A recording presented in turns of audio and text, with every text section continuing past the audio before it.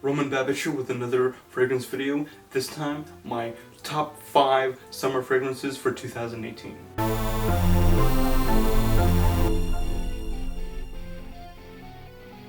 I want to start off with the honorable mention, and that is Mugler's Kryptomint.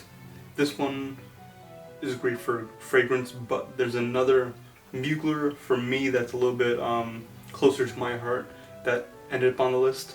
I'll reveal that a little bit later. But otherwise, this really is a great fragrance, but it just didn't fit into my top 5. For my number 5 spot for my top 5 summer fragrances for 2018, it's Davidoff Cool Water. And as you can see, I've used up quite a bit of juice of this larger bottle.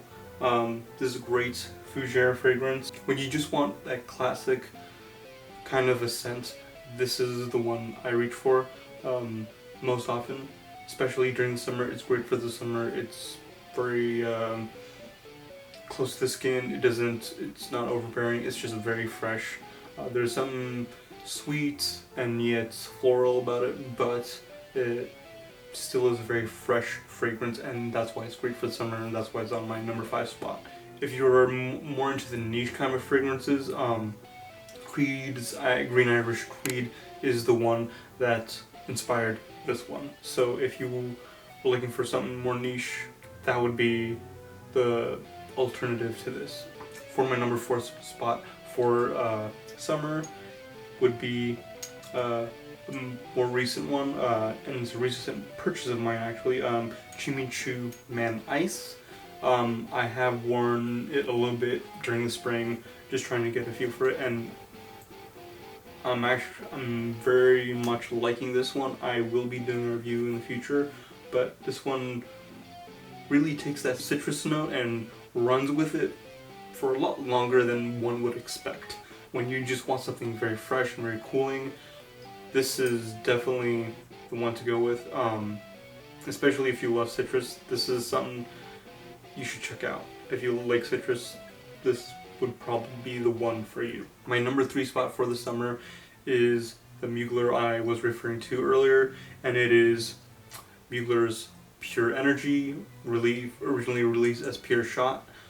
This one isn't that popular. It's not super groundbreaking, but I do have great memories with this from previous summers, and I just love the way it smells. It's very fresh, fruity, and yet there's that classic Mugler signature that you can smell in this fragrance, that patchouli note, and I like it. I really do love this one, and that's why it's on my number 3 spot. For my number 2 spot for the summer, it is Bvlgari's Aqua Amara. This is one of several flankers, and one that is more or less popular. Some people love it, some people hate it. It is both fresh, ozonic, and there's definitely a certain sweetness on my skin anyway that comes through. I find it great for the office, more dressed up occasions, and yet there's something fun about it. There's something invigorating about this one that's why it truly does deserve my number 2 spot. Now, my number 1 spot and my number 2 spot were very tight, but there's a very specific reason why I chose my number 1 as my number 1.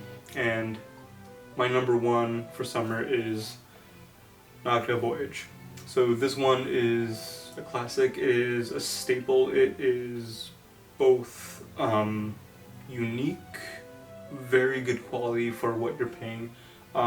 It's a summer fragrance that is able to actually last.